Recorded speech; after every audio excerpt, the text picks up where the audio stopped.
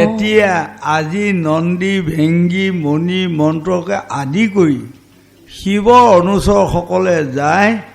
সঠিক লাগ ল'লেগৈ লৈ মানে লাহেকৈ সতীয়াক নমাই লৈ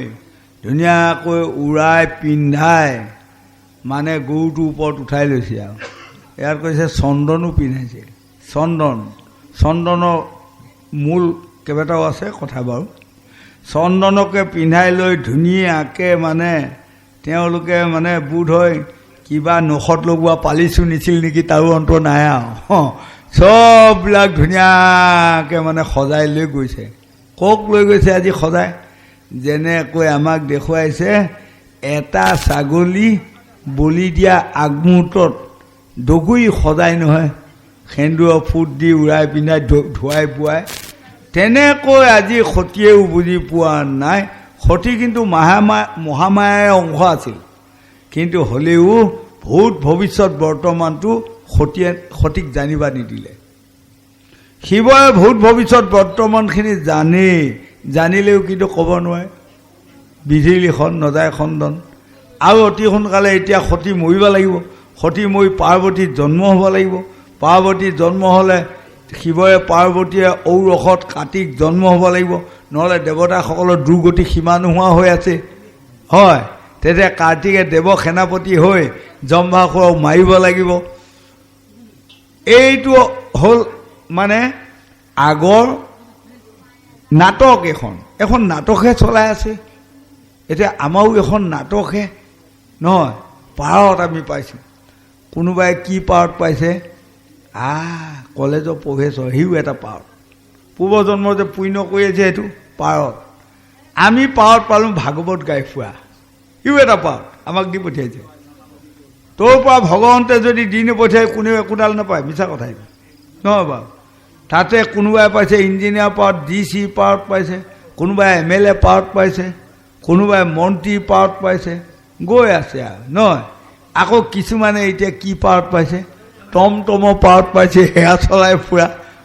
হয় কিছুমানে ৰিক্সা মন কওকচোন ৰিক্সা চলাই ফুৰিছে তাকো নিন্দা নাই কৰা কথাটো কৈছোঁ নহয়নে বাৰু তেওঁ এতিয়া ৰিক্সা নচলালে পুহ যাব নোৱাৰে এনেকুৱা কিছুমানে আকৌ মন কৰিছেনে আমাৰ মৰিগাঁও টাউনৰ পুলিচ পইণ্টত ৰাতিপুৱা হ'লে 2 কুৰি মানুহ 3 কুৰি মানুহ থাকে কাম বিচাৰি যোৱা বেচেৰা হওক আমি বেয়া বোলা নাই ধন্যবাদ দিছোঁ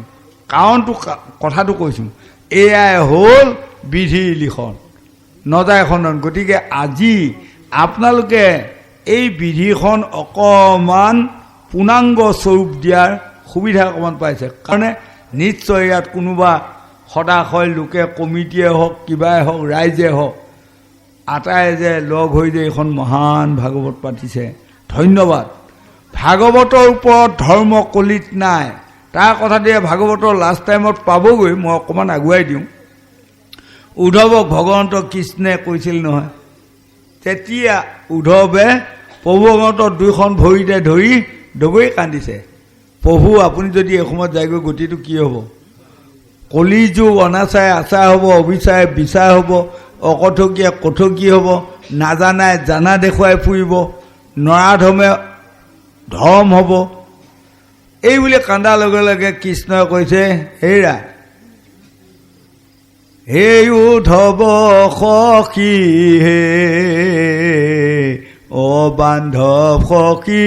চলি যাৱা বদৰি কাক লাগি আহি ঐ উদ্ধৱ সখী বান্ধৱ সখী চলি যাৱা বদৰি কাক লাগি আহি তুমি বদৰি কাক যোৱা আৰু তুমি ভকত মই ভগৱান আৰু এখন ভাগৱত তুমি এনেই নাথাকিবা ভাগৱত প্ৰচাৰ কৰা তুমিও তৰিবা আনকো তৰাবা গতিকে ভাগৱত মূল ধৰ্ম কলিত 3টাই বস্তু এক ভাগৱত ভগৱন্ত আৰু ভকত যিসকলে ভকতৰ চৰণত সেৱা ল'লে বৈকুণ্ঠত থাকি প্ৰভু ভগৱন্ত কৃষ্ণই কৈছে মোক সেৱা কৰিলে এইটো সেৱা মই পালোঁৱে হয়নে আৰু যিসকলে ভাগৱতক সেৱা ল'লে ভগৱন্তে কৈছে মোক সেৱা কৰিলে। তাৰ প্ৰমাণ এটা মই অকণমান আগুৱাই দিছোঁ, বেয়া নাপাব। এদিন দেৱৰ্ষি নাৰদে ঢেঁকীটোত উঠি আহি আছে, আহি থাকি থাকি থাকি থাকি মাজবাটতে নিজকে নিজে মানে উপলব্ধি হৈছে, মোক বহুতেও ভকত বুলি কয়, বহুতেও দেৱৰ্ষি বুলি কয়, আৰু বহুতেও নাৰদক গোসাঁই বুলি কয়, তাৰমানে ময়ো এজন ভকত। আৰু তেতিয়া লগে লগে কৃষ্ণই বহি থকাত এই আটাইখিনি গম পাই আছে। ভগৱন্তে এতিয়া আমাকো দেখি আছে ন, আমি যে আটাই ভাগৱত শুনি আছোঁ, ভগৱন্তে দেখিয়ে আছে। ক'ত থাকি দেখি আছে? তৃণ তৰু লতা গছ বন সকলোটোৱেতো বিৰাজমান, তাৰোপৰি এই দেহটোতো আছে প্ৰত্যেকৰে। তেতিয়া ভগৱন্ত কৃষ্ণই ভাবিছে, হেৰা এওঁ 3টা জন্ম পৰ চাকৰ লাফৰ বলে, পৰ খোৱা কাঁহী বাতি মাজিলে, কাৰোবাৰ এৰা ভাত খালে, তাৰ ফলত এইটো জন্মত দেৱৰ্ষি নাৱত পাইছে। এতিয়া এওঁ যদি গৌৰৱ আহে আকৌ ধ্বংস হ'ব। এতিয়া গতিকে এওঁ গৌৰৱটো মই নাশ কৰিবা হ'ল। এই বুলি কোৱাৰ লগে লগে দেৱৰ্ষি নাৱত যায় পালেগৈ। বোলে প্ৰভু আছেনে? অঁ আছোঁ, কিন্তু এটা কথা, মই আজি কথা নাপাতিম দেৱৰ্ষি নাৱত, বেয়া নাপাব, যাওক গৈ যাওক বুলি কৈছে। বোলে কাৰণটো মোৰ গোটেই গাৰ বিষ, জ্বৰ, মাথা বিষ, বাচিমেনে মৰিমেনে অন্তৰে নাই। তেতিয়া দেৱৰ্ষি নাৰদে কৈছে, প্ৰভু উৰণ বুৰণ গজন ভ্ৰমণ 4 মুঠি জীৱ সৰ্জন পালন কৰি আছে আপুনি, আৰু আপুনি যদি কেনেবাকৈ মৰে গতিটো কি হ'ব? গতিকে কিবা এটা উপায় কৰক। এই বুলি কোৱাৰ লগে লগে কৃষ্ণই কৈছে, উপায় এটা আছে। তুমি যে ঢেঁকীটোত উঠি আহোঁতে ভকত ভকত বুলি কৈ আহি আছা, ভাবি আহি আছা, গতিকে তোমাৰ পাৱৰ ধূলি অকণমান আনি যদি মোৰ মাথাত দিয়া, হয়তো বেমাৰ ভাল হ'ব। লগে লগে দেৱৰ্ষি নাৰদে ক'লে, মোৰ পাৱৰ ধূলি আপোনাৰ মাথাত দিম, আপোনাৰ বেমাৰ ভাল হ'ব, কিন্তু মই 7 কোটি জন্ম নৰকুণ্ডত থাকিব লাগিব প্ৰভু, তেনে কথা মোক নক'ব। বোলে হ'লেই আৰু কাম, আৰু তুমি দিবা নোৱাৰা যদি আৰু যোৱাগৈ যোৱা, মোৰ নে বাচোৱে? নহয় প্ৰভু, আৰু কিবা বেলেগ উপায় কৰক। হয় নেকি? আৰু এটা উপায় মনত পৰিছে, তুমি গকুলক যোৱাগৈচোন, গকুলৰ গোপীসকলকো কিছুমানে ভকত ভকত বুলি কয়। যদি সেইসকলে পাৱৰ ধূলি দি লৈ আহগৈ যোৱা। লগে লগে ঢেঁকীটোত উঠি দেৱৰ্ষি নাৱত গুচি গ'লগৈ। যোৱাৰ লগে লগে যাই গোপীসকলক ভাঙি পাতি কথাবোৰ ক'লে। কোৱাৰ লগে লগে মুখ্য গোপী এগৰাকীয়ে উঠি ক'লে, হেৰা লোকসকল, আমাৰ পাৱৰ ধূলি দি পঠিয়ালে, প্ৰভু ভগৱন্তৰ মাথাত পৰিলে, ভগৱন্তৰ বেমাৰ বিঘিনি ভাল হ'ব সঁচা, কিন্তু আমি আটায়ে 7 কোটি জন্ম নৰকুণ্ডত থাকিব লাগিব। এতিয়া কি কয় আৰু আলোচনাটো কৰক। আৰু লগে লগে চব গোপী সকলোৱে থিয় হৈ জাউৰি পাতি উঠিল। 7 কোটি জন্ম নহয়, 9 কোটি জন্ম নৰকুণ্ডত থাকিম, তেওঁ ভগৱন্তক আমি বাচাই ৰাখিম। হে দেৱৰ্ষি নাৱত আনচুল পাৰি দিয়া বুলি কোৱাৰ লগে লগে দেৱৰ্ষি নাৰদে আৰু দিলেই ধুনীয়াকৈ পাৰিয়া। চবেই গোপীসকলে আহি আৰু পাৱৰ ধূলি দি আছে। আৰু সকলোৱে দিয়াৰ পাছত লাহেকৈ দেৱৰ্ষি নাৰদে টোপোলা এটি বান্ধি লৈ পেলাই লৈ দে মাৰি ভগৱন্তৰ ওচৰ পোৱা কষতে কৃষ্ণই কৈছে, দেৱৰ্ষি নাৰদ গোপীসকলে পাৱৰ ধূলি দিলেনে? বোলে প্ৰভু দিলে, সেইকাৰণে মোৰ মাথাত পৰিলে আহি তুমি ইয়াতে খুলি জাৰি জকাৰি পেলাই দিয়া হ'ল। মোৰ এতিয়া জ্বৰো ভাল, গাৰ বিষ ভাল, মাথা বিষ ভাল, আহা কথাহে পাতোঁ আৰু। তেতিয়া কৃষ্ণই কৈছে, হেৰা দেৱৰ্ষি নাৰদ, তুমি 7 কোটি জন্ম নৰকুণ্ডত থকা ভয়ত তুমি পাৱৰ ধূলি মোক নিদিলা, আৰু গোপীসকলে দেখিছা 9 কোটি জন্ম নৰকুণ্ডত থাকিব, তেওঁ মোক বাচাই ৰাখিব। সেয়া কয় ভকত। হেই তুমি কিহৰ ভকত হৈছা? ঢেঁকীটোত উঠি ভকত ভকত বুলি কৈ আহিছে, একোডাল হোৱা নাই তোমাৰ। এই তেতিয়া দেৱৰ্ষি নাৰদৰ সেইদিনাৰ পৰা গৌৰৱটো কাটা গ'ল। হয়,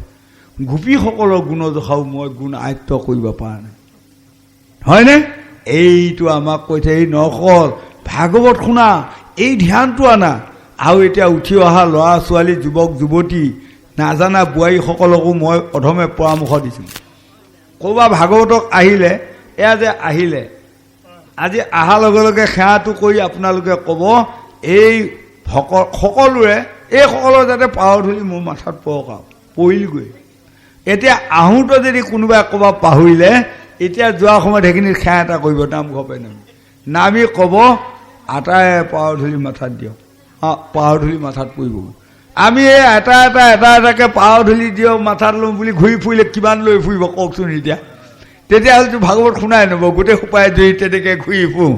নহয়। গতিকে দৰ্জা মুখতে বা গেটৰ মুখতে বা নামঘৰত ভৰি দিয়াৰ লগে লগে যদি আমাৰ কোৱা অভ্যাস হয় এইসকলৰ পাৱাৰ ধূলি মাথাত দিয়ক আৰু পৰিবগৈ লগে লগে। এয়া পৰিলে গোপীসকলে দিওঁ বোলাৰ লগে লগে ভগৱন্তৰ মাথাত পৰিলে আহি। বস্তুটো আমাক এনেকৈ বুজাইছে। আৰু এতিয়া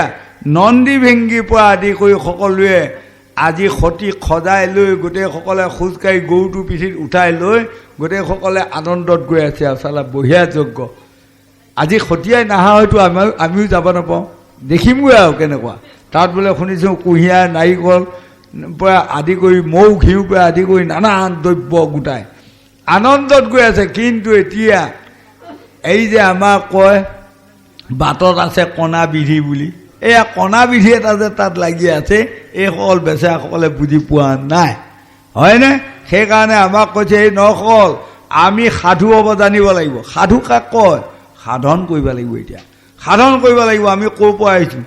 ইয়াত কি কৰিব লাগে, কি কৰি আছোঁ, আৰু ইয়াৰ পাছত আমি ক'লৈ যাম। এই আঁতৰিটো পোৱা সকলকহে কয় আঁতৰি। এতিয়া আমাৰ যে কয় গোসাঁইসকলে বা গোসাঁনীসকলে কয়নে নকয়, আমাৰ গাঁৱত আমুকে আমুকে আঁতৰি হৈ আহিছে আৰু দে, তহুকে তহুকে আঁতৰি হৈ আহিছে দে, হ'ব লাগিব। এইটো সামাজিক দেখা চাই আৰু বেদাচ আছে। কাৰণ আঁতৰি হৈ নাহিলে শৰাই খলিতা পাতিব দিব নেকি? আপোনালোকৰ ইয়াত দেই যদি নাজানো আমাৰ পিনে নিদিব, হয়। আৰু ভাগৱত পাঠত বহিবা আঁতৰি হৈ নাহিলে দিব নেকি? আপোনালোকক কোনোবাই দিব পাৰে। আমাৰ এইপিনে অসমত দেউতা নাই। বায়ন হৈ যদি খোল মূৰত ল'বলগীয়া হ'লে ভকত আঁতৰি হ'ব লাগিব। এইবোৰ নিয়মৰ কথা। এইটো দেখা চাই সামাজিকত আমি সেইটো হ'ব লাগিব। কিন্তু বেদা চাই আঁতৰি কি অকণমান আগুৱাই গ'লো, এতিয়া নগ'লেও নহয়।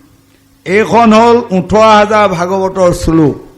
এই 18,000 ভাগৱতৰ শ্লোকৰ 18টা মকাম লৈ ক'ত কৈছিলগৈ জানে? যিদিনা কুৰুক্ষেত্ৰ মহাৰণ হয়, দুয়োটা দলে জাঠি খেলখোল লৈ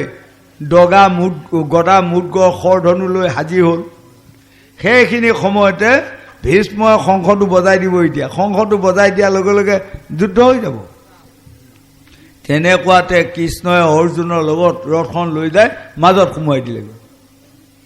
মাজত সোমোৱাই দি তেওঁলোকে কথা পতাত লাগিল। যেতিয়া ভীষ্মৰ শংখ বজোৱা ৰৈ আছে, এই তেতিয়া এই মহান ভাগৱতৰ 18,000 শ্লোকৰ 18টা মকাম লৈ যায় অৰ্জুনক কৃষ্ণই ক'লেগৈ। এতিয়া আমাৰ এখন কৃষ্ণ গীতা। কিছুমানে ভাবে এইখন গীতা গোটেইখন কৈ আছিল নেকি? নাই। ইপেনে খেলখোল, সিপেনে জাঠি জোং গদা মুদগৰ লৈ ৰৈ আছে, যুদ্ধ কৰিব লাগে। শংখটো বজাই দিলে নহয়। এতিয়া তেতিয়া যুগত দণ্ড পল বিপল অনুপল আছিল। তাৰ পৰা আমি জ্যোতিষলৈ এতিয়া তাৰ অংকটো মিলাওঁতে কৃষ্ণই অৰ্জুনৰ আগত কোৱা কথা হ'ল 2.5 মিনিট, আৰু কৃষ্ণই অৰ্জুনে কৃষ্ণক প্ৰশ্ন কৰা কথা হ'ল 1.5 মিনিট। মুঠ 4 মিনিট সময় কুৰুক্ষেত্ৰ মহাৰণৰ মাজত কৈছিলে। 18টা মকামৰ কথা। ক্ষীৰেশ্বৰ অচৰামণি ব্ৰহ্মপাশে থিতি পতি মধ্যে মহাবিষ্ণু কৰে বসতি। সেই নকল আমাৰ গোটেই দেহটোত লোমডালে প্ৰতি বিষ্ণু আবিৰ্ভাৱ হৈ আছে।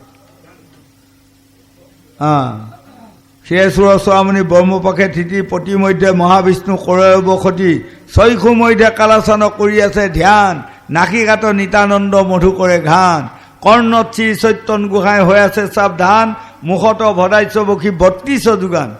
জীৱাৰ আগে নাৰদ মুনি বজাই সুলভ। জীৱাৰ নিচে বচে নদী তাৰ গংগা জল। এই 3খন নদীও আছে, গংগা যমুনা সৰস্বতী। তাকে আমাৰ ই টকাই গানত গায়নে নাগায়? ইঙলা পিঙলা সুষমা বিমলা এই বুলি গায় যে। এয়া ইঙলা পিঙলা মাজত থকাডাল সুষমা, হয়নে? তাৰ পাছত আলজিবাই সৰস্বতী বামে যাচি দাম। কণ্ঠত আছে শ্ৰীকানাই বাহুত বলো ৰাম। হাতত শ্ৰী গোবিন্দ দানয়ধিপতি সপ্তদ্বীপে জগন্নাথ কৰে বসতি নাভি মূলে বসি বৰ্মা কৰি আছে লীলা লিংগ মূলে শিৱ শক্তি লয় চন্দ্ৰ কলা কটি দেখে বসি আছে নাৰু আগু পাল কামিনীৰ সংগে কেলি কৰে ৰখাল আঠুত শক্তি থিতি পদে বসুমতী পায় 18 মকামৰ তত্ত্ব এহি সমূহ দায় এহি খবৰ তত্ত্ব কথা যেহিজনে জানে আচুক মনুষ্য তুচ্ছ দেৱলোকে মানে এয়াই হ'ল 18 আধ্যায় গীতাৰ 18টা মকাম 18 দিনৰ যুদ্ধ এই দেহ মাৰ্গটোতে এই গীতা ভাগৱত সোমাই আছে সেইকাৰণে কয় যে ভাগৱতখন গীতাখন এখন বিশ্ব কাহিনী এই গোটেইখিনি যদি আপোনাৰ সকলে চাই তেনেহলে আটাইখিনি আমাৰ দেহতে সোমাই আছে গংগা যমুনা সৰস্বতী সকলো আমাৰ দেহতে সোমাই আছে মাত্ৰ আমি পৰিচালনা কৰিবা জানিলে আটাইখিনি পাম গোবিন্দ হেৰা মাটি খুললিত ৰাও কাহয় পক্ষিনী তাক সংগে কৰি লৈলা দক্ষৰ নন্দিনী লীলাই আনন্দে অনুচৰ বৰ্গ সংগে বাইলা নানা বাদ্য খুললিত কৰি ৰংগে এৰাম দুন্দুবি মৃদংগ ভেৰি পতহ কালাহ শংখ বিনা তবলবি পঞ্চি ভাল ভাল কেহু গীত গাৱে কেহু আনন্দে নাচায় কেহু কেহু বোলে ভৈল আমাৰ উদয় দেখিব উৎসৱ আজি সতীৰ লগত প্ৰৱেশিব আজি দক্ষ ঋষিৰ জগত এই কথা মতে সতী সংগত লীলা আতু পতংকাৰে দখু দিখক নীলা পাৰিষদ গণসমে সতীৰ চলিলা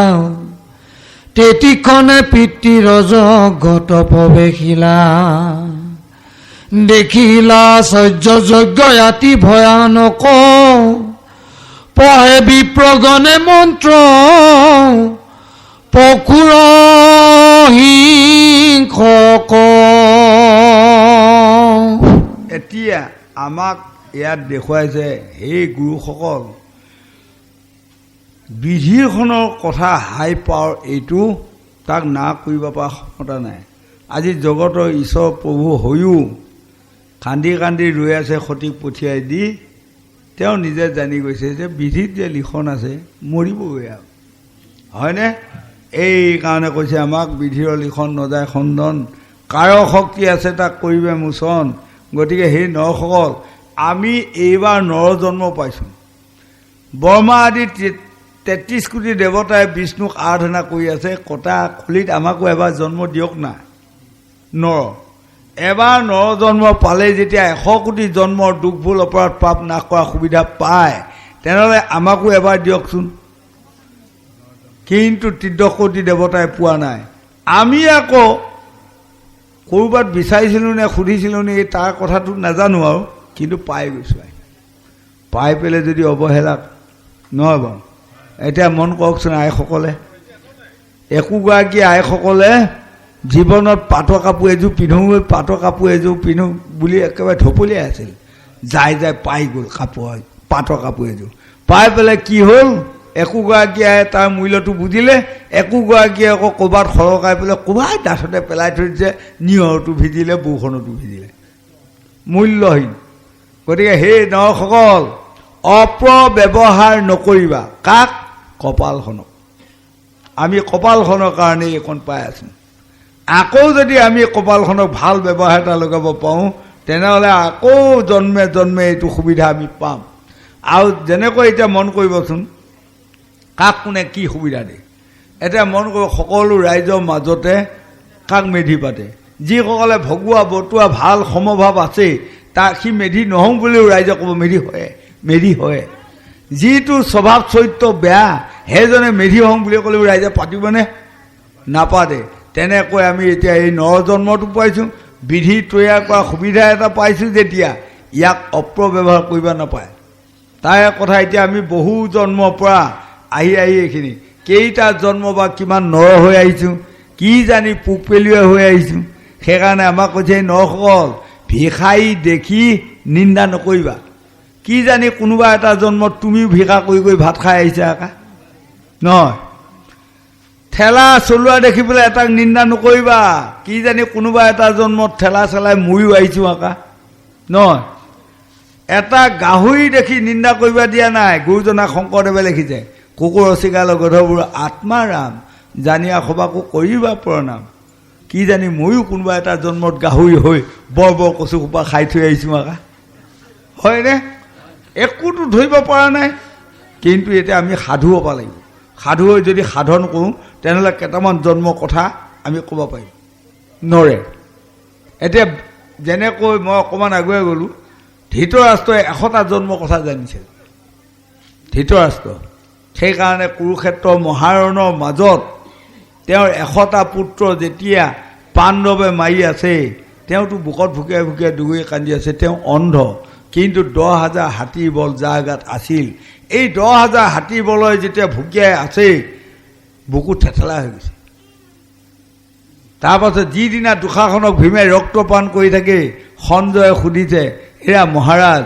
আপোনাৰ 100টা পুত্ৰৰ ভিতৰত আটাইতকৈ চেনেহৰ পুত্ৰ কোনটো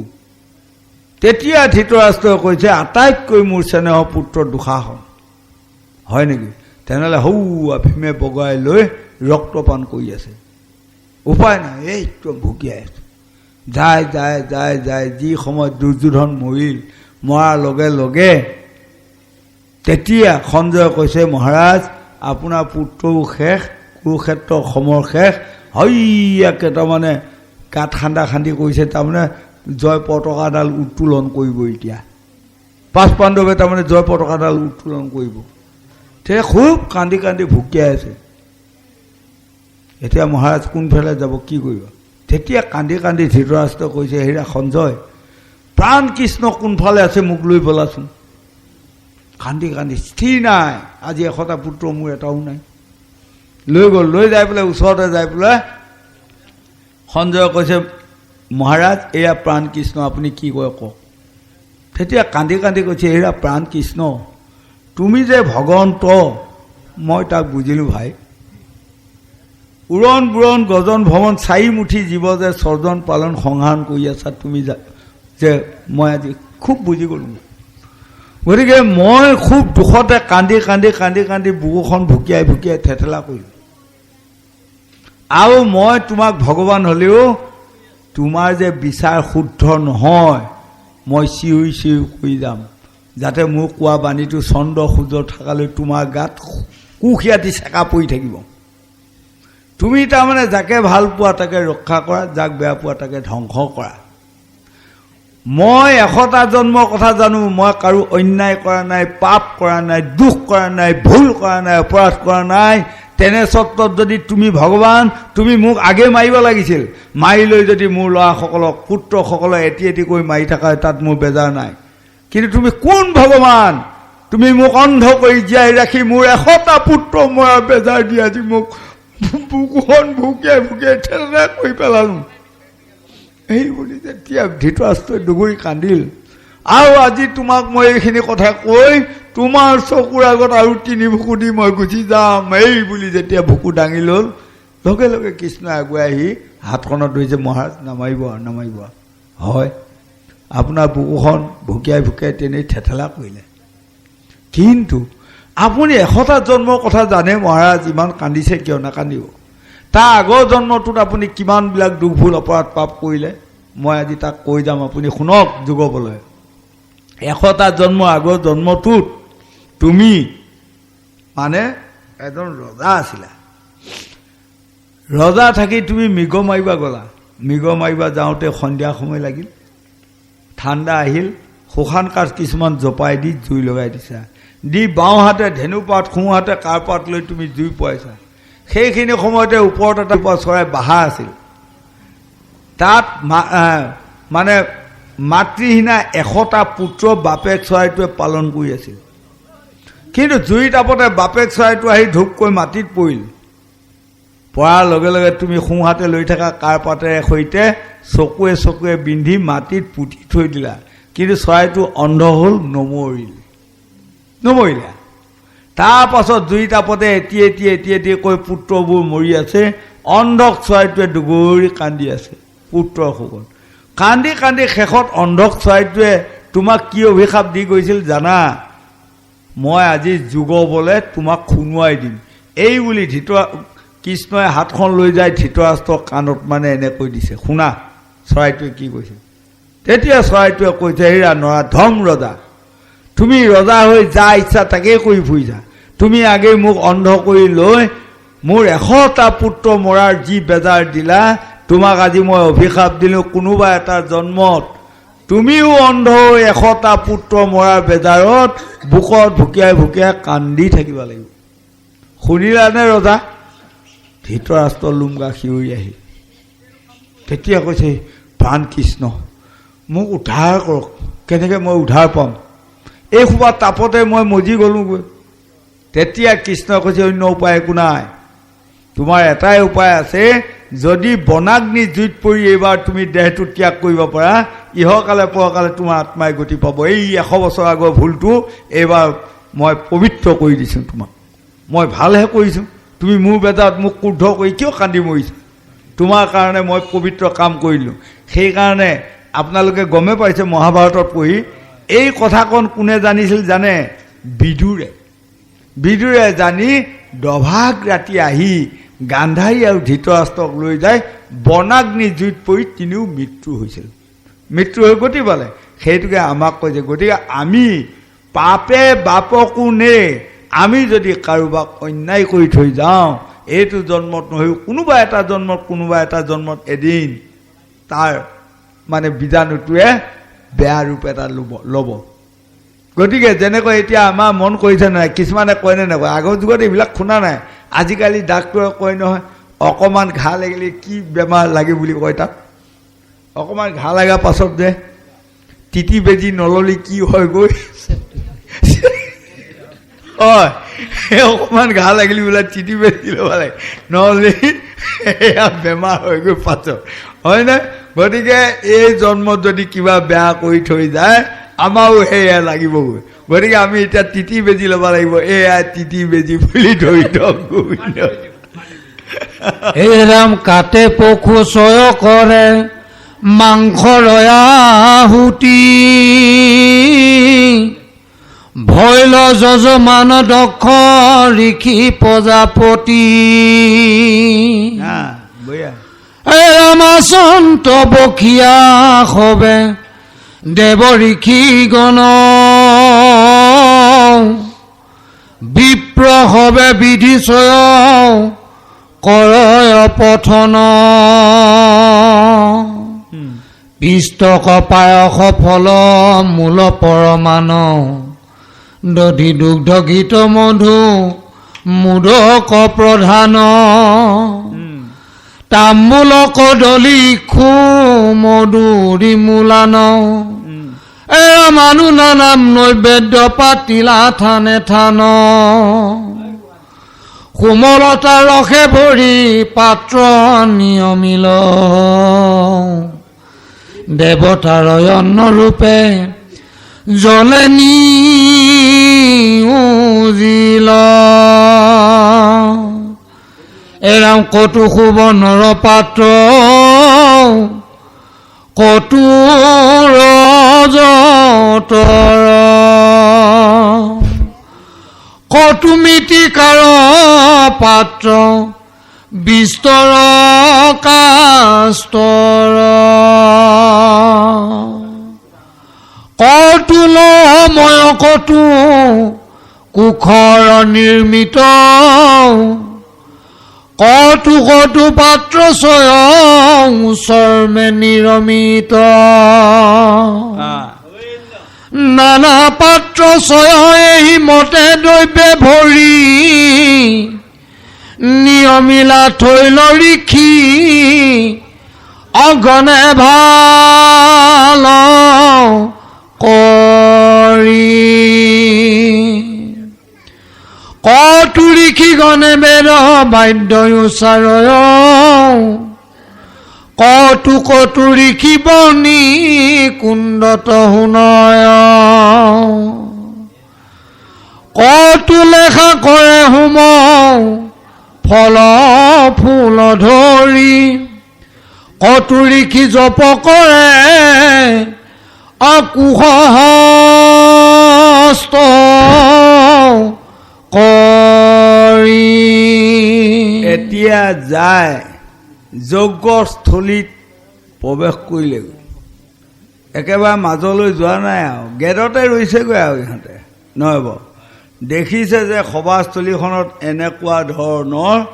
এয়া এতিয়া আমাক গোসাঁনীয়ে কেনেকৈ চাহ ভগাই আছে নহয় তাত যেনিবা এনেকুৱা মানুহ নহয় আৰু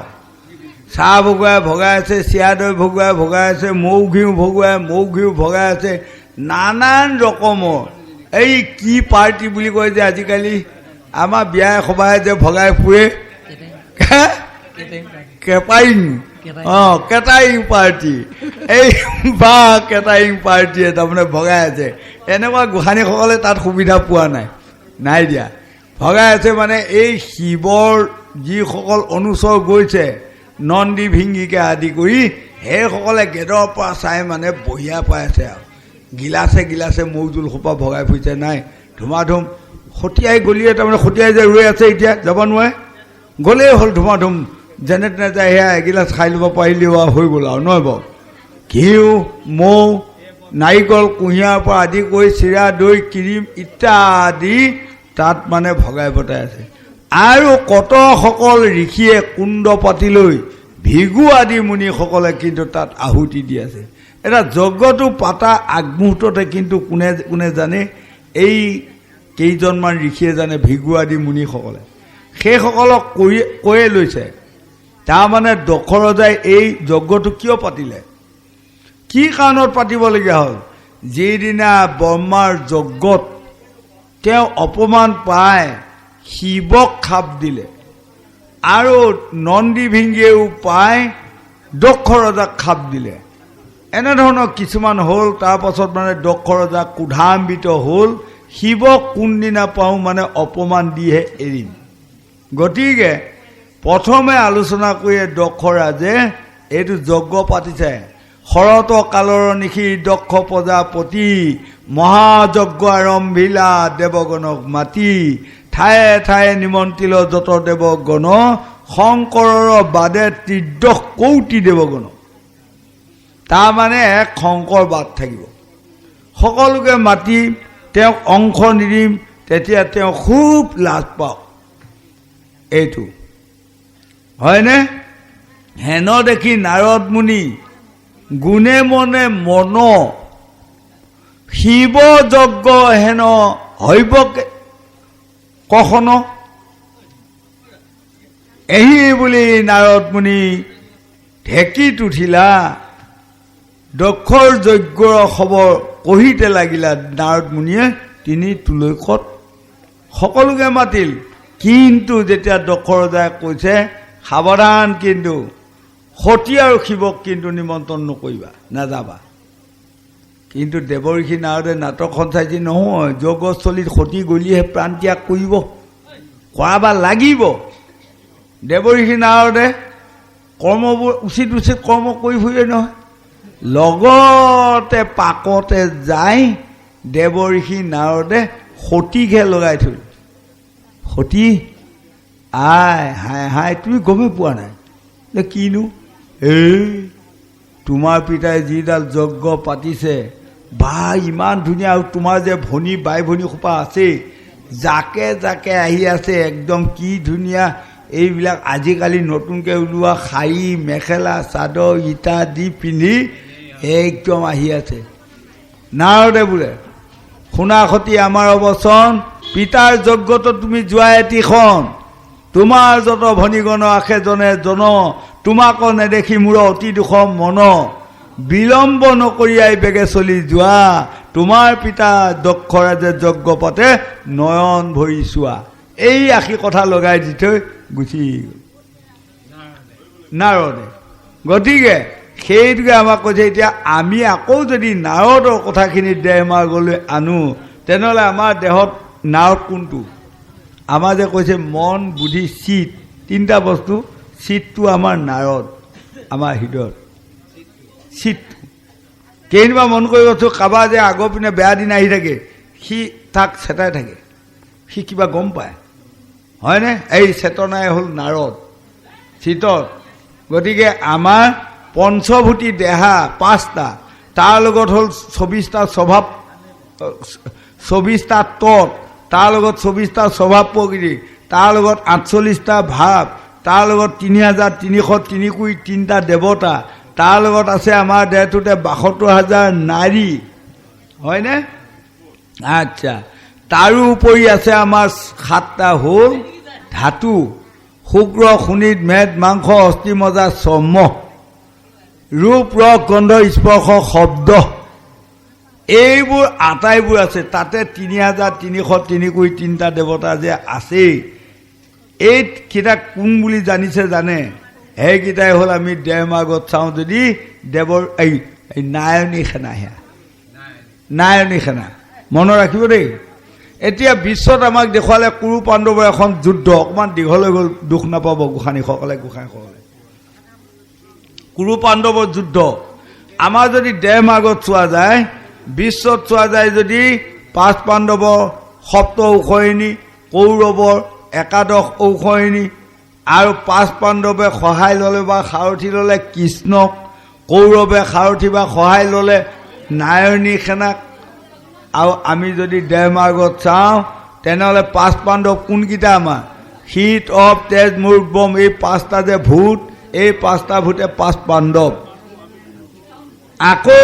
সপ্ত ঔষধি শুক্ৰ শোণিত মেদ মাংস অস্থি মজ্জা চৰ্ম এইকেইটা হয়নে আমাৰ আকৌ 6টা চক্ৰও আছে নহয় যেনেকৈ হেলিকপ্টাৰখন 6টা চক্ৰৰ দ্বাৰাই ভ্ৰমি আছে আমাৰো যদি আমি দেহ মাৰ্গত চাওঁ আমাৰো পতে কয় নিজা নিজা এইটো দেহ আপোনালোকে যদি কয় আমাৰ হেলিকপ্টাৰ বুলি ক'লে সেইটোও সত্য আমাৰ 6টা চক্ৰ আছে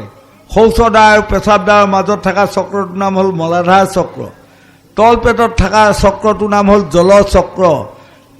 নাভিত থকা চক্ৰটোৰ নাম হ'ল অগ্নি চক্ৰ বা মণিপুৰ চক্ৰ বুকত থকা চক্ৰটোৰ নাম হ'ল বায়ু চক্ৰ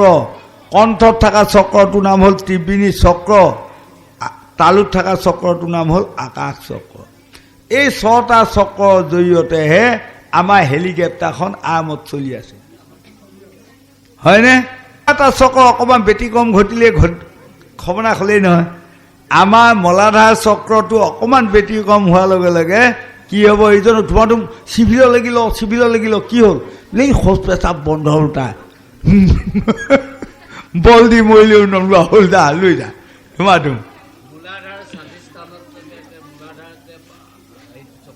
হয় আচল কথা সেইটোৱে হৈ বোলে আমুকাটো পেচাব কৰিব নোৱাৰে বল দি আছে যা যা ধুমাধুম লৈ যাই পেলাই পাইপ লগাই দিয়েগৈ তাক হয়নে এই মলাধাৰ চক্ৰ ব্যতিক্ৰম হ'লে সেইটো হয় তলপেটত থকা চক্ৰটোৰ নাম হ'ল জল চক্ৰ ব্যতিক্ৰম হোৱাৰ লগে লগে কি কৰিছে ভাগৱতক নাযাওঁ কি যাবি ভাই 3বাৰ হৈছে গা ধোৱা হাত ধোৱা কৰি থাকা হয় এই জলচক্ৰ ব্যতিক্ৰম ঘটিল তেতিয়া আহি কোনোবা এজনে কৈছে কি আও আচলটোৱে হ'লো তোৰ কি হ'ল গেষ্ট্ৰিক হ'ল বুলি হৈ যায় হয়নে তদুপ তেনেকৈ আমাৰ এই 6টা চক্ৰ কোনোবা এটা ব্যতিক্ৰম হ'লে আমাৰ বেমাৰ আহে বুকত থকা চক্ৰটো যদি ব্যতিক্ৰম ঘটিল তেতিয়া কি ক'ব জানে কি এটা যে বেমাৰ বুলি কয় আকৌ এটা যে ফালি পেলাই লগাই ল'ব পাৰিও ক'ৰবাত হাৰ্ডৰ হয় হাৰ্ডৰ দুখ হ'ল বুলি ক'ব তেতিয়া 10 টকা মানুহে ফালি পেলাই বোলে কিবা এটি সোমোৱাই লৈ আমি শুনা কথা কৈছোঁ হয়নে গতিকে এই চক্ৰ 6টা চক্ৰ এতিয়া আমাৰ কুৰু পাণ্ডৱৰ যুদ্ধখন চাওক আপোনালোকে নিজে নিজে ভাবি লওক আপোনালোকৰ প্ৰত্যেকৰ নিজা নিজা দেহত এখন কুৰু পাণ্ডৱৰ যুদ্ধ চলি আছে 5 পাণ্ডৱে কাক সাৰথি ল'লে? কৃষ্ণক। কৌৰৱে কাক সাৰথি ল'লে? নাৰায়ণী সেনাক। গতিকে যুদ্ধ চলাই আছে। যুদ্ধ নাৰায়ণী সেনাক সাৰথি পতা দলটো পৰাজয় বৰণ কৰিল, কৃষ্ণক সাৰথি পতা দলটোৱে জয় পতাকাডাল উত্তোলন কৰিল। গতিকে এতিয়া আকৌ আমাক দেমাগত দেখুৱাইছে এই নৰসকল, এইখন আমাৰ মায়া সংসাৰ, এয়াহে আমি কুৰুক্ষেত্ৰ ৰণ কৰিয়ে আছোঁ। ৰাতিপুৱা হোৱাৰ লগে লগে আইগৰাকীয়ে কি কয়, খালী হাতে যাব নাপায়, আকৌ এবাৰ আহিব লাগিব মানে বাঢ়ি কাঁহী বাতিখিনি লৈয়ে যাওঁ। তোৰ দিয়ে নাই, ইটোৰ পাছত সিটো, সিটোৰ পাছত সিটো, সিটোৰ পাছত সিটো কাম কৰি আছে। সেয়া কুৰুক্ষেত্ৰ মহাৰণ চলি আছে। যদি কোনোবাই কৃষ্ণক সাৰথি পাতি এই জীৱনটো মহাৰণ চলাই আছে, তেওঁ জয় পতাকাডাল উত্তোলন কৰিব। আৰু যদি কোনোবাই নাৰায়ণী সেনাক সাৰথি পাতি লৈ যুদ্ধ কৰি আছে, উৰুভংগ হৈ পৰাজয় বৰণ কৰিব। যুদ্ধৰ জয় পৰাজয় কোনদিনা ওলাব জানেনে? কোনদিনা? যিদিনা মই বা আপুনি বা সি বা তেখেত শেষ বিচনাত পৰিম, সেইদিনাই জয় পৰাজয় ওলাব। তাৰমানে মই যিদিনা শেষ বিচনাত পৰিম, ইপিনে বিষ্ণুদূতে এখন বিমান লৈ আহি ৰৈ যাব, আৰু ইপিনে কালফুৰা সফুৰা বেং কামোৱা 3টা যমদূতে এডাল এডাল হাতত পাক জৰি আৰু সোঁ হাতত এডাল এডাল লোহা, তেওঁলোকৰ এটা এটা গাত হেনো 10,000 হাতী বল আছে। তেওঁলোকে আহি উপস্থিত হ'ব। 2টা দলে ৰৈ থাকিব নহয়, মই সিপেনে হাওঁফাওঁ কৰি থাকিম, আহা জোহা মানুহ হয়নে? সেই সময়ত কোনোবাই মৰম লাগি পেলাই ক'বনে নক'ব, হেই দেহি যাব এতিয়া, ঐ পানীয়ে চামুচকে খুৱাই দিওঁ, দেহি যাব এতিয়াও নহয়। কোনোবাই আকৌ ক'বগৈ, এই কমলা টেঙা ৰস অকণমানকে খুৱাই দিওঁ, দেহি যাব এতিয়াও হয়। সেই সময়ত মই যেতিয়া এনেকৈ থাকিম, যোৱা লামডিং ফকাটিং কৰি থাকিম নহয়। সেই সময়ত কিন্তু যমদূত আৰু বিষ্ণুদূতে কাকো নামাতেই, চকুৰ ঠাই দি কৈ থাকিব, তহঁতৰ হয় যদি তহঁতে নিবি, আমাৰ হয় যদি আমি নিম। চকুৰ ঠাই তাৰমানে তহঁতৰ হ'লে তহঁতে নিবি, আমাৰ হ'লে আমি নিম। ৰায় দিম মই। যদি কেনিবাকৈ ভগৱন্তৰ 108টা মুখ্য নামৰ ভিতৰত কোনোবা এটা নাম মোৰ মুখত আহি গ'ল, তেনেহ'লে যমদূত গুচি যাব লাগিব, বিষ্ণুদূতে আদৰি বিমানত উঠাই লৈ গুচি যাব। যদি কেনিবাকৈ ঈশ্বৰৰ নাম মুখত নাহি, কুকুৰ গাহৰি বুলি পেলাই যদি আহিল, কথাই শেষ। বিষ্ণুদূত গুচি যাব, যমদূতে টহুনিয়াই লৈ যায় নৰকুণ্ডত পেলাব। আৰু যিসকলে এই জীৱনত নামক নাযায়, ভাগৱত নুশুনে, কোনোবাই নাম ভাগৱতৰ কথা ক'লে, আমাৰ শুনা সময় নাই, যাওঁগৈ দেহি বুলি পেলাই গুচি যায়, সেইবাৰ মুখত কাউ চিগালৰ কথা মুখত আহিব। যোনে হৰিনাম হৰি কীৰ্তন ভাগৱত শুনি ফুৰিছে, অকণমান হ'লেও এটা কথা, আজি কথাখিনি ব্ৰেইনত সোমাল নহয়, এদিন মনত পৰিব। বিচনাত পোৱাৰ লগে লগে হয়তো যাৰ ধ্যান আছে, তাৰ হঠাৎ মোলৈ মনত পৰিব পাৰে, ঐ আমাৰ ককাটোৱে কৈ গৈছিলোঁ, মৰা সময়ত বোলে ভগৱন্তৰ নাম ল'ব লাগে। যদি কেনেবাকৈ আহি গ'ল, আহিবই, আহক, মই ঈশ্বৰৰ ওচৰত প্ৰাৰ্থনা কৰিছোঁ, লগে লগে আপোনালোকে আটাই মুক্তি। গতিকে আমাক ক'লে, সেই নৰসকল, আপোনালোকে অভ্যাস কৰক, অভ্যাসে নৰ কৰ্ণপতে কৰে। আমি যেতিয়া ৰিহাৰ্চেল কৰি থাকিম, যেতিয়া নিশ্চয় মুখখনত আমাৰ ভগৱন্তৰ নাম আহিব। কাৰণ যেনেকৈ মন কৰকচোন, 2জন মানুহ নাটকৰ পাৰ্ট ভগাই 15 দিনৰ পাছত ভাওনাখন কৰিব। পাৰ্ট ভগাই দিয়াৰ লগে লগে এজনে পাৰ্টটো চাইছে, বেচেৰা ৰিহাৰ্চেলকো যায়, ঘৰটো ঘৈণীয়েকক দেখুৱাই আকৌ পাৰ্ট মাতি থাকে। আমাৰ এটা হেৰিয়াতে আছিল নহয়, সি দোকানখনৰ পাৰ্টটো লৈছিল নতুনকৈ, ৰুমটোৰ ভিতৰত সোমাই পেলাই মানে পাৰ্ট মাৰে, ঘৈণীয়েক ক'ব, চাওঁ এইপিনে আহা বুলি কওঁ, মোৰ কাম আছে দিয়কচোন। ধৰি নিজৰ গৰাকী অলপমান চাই থাকিলে মুডটো হৈছে নে নাই, এটা কথা আছে, সেইটোৱে কথা। যেতিয়া আৰু এজনে পাৰ্টটো লৈ যাই পেলাই থৈ দিল, নাচালেও ৰিহাৰ্চেলকো নগ'লে। তাৰপাছত যেতিয়া ভাওনাৰ দিনা ক'ব, 70 প্ৰকাৰে আমুক বোলাৰ লগে লগে এই পাৰ্ট মনত থকাটোৱে জল ফট ধুনীয়া পাৰ্ট মাতিব। কিনাৰৰ পৰা কোনোবা দুটাই ক'ব, বঢ়িয়া হয়। এই যাতকৈ পাৱাৰটো নাচালে